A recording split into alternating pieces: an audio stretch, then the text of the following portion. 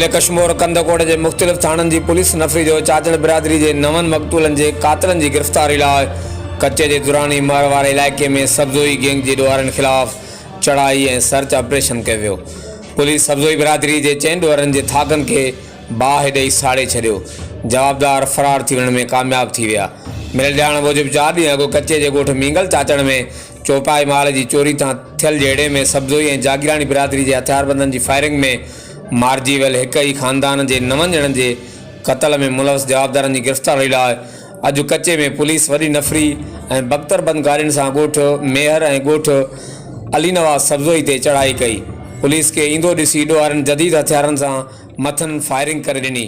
Police भी जवाबी firing कई जेका 2 कलाक जारी रही। आख़िरी इतलान ताईं ॾोहारी फायरिंग कंदा पुलिस जो घेरो टोड़े कच्चे तरफ़ फ़रार थी वञण में कामयाब थी विया। पुलिस ऐं रूपोश जवाबदारनि टक्कर नूरदीन भूरो साबिर सब्ज़ोई के थाकनि के बाहि ॾेई साड़े छॾियो। वाज़े रहे तो 4 ॾींहं अॻु ॻोठ मींगल चाचड़ में चौपाई माल की चोरी तां सब्ज़ोई ऐं जागीरानी गैंग के ॾोहारनि एक ही घर के 9 घर भातियुनि के गोलियूं हणी क़त्ल करे फ़रार थी विया हुआ। हर वक्त आगाह रहण लाइ ॾिसंदा रहो JTN वेब न्यूज़ करमपुर।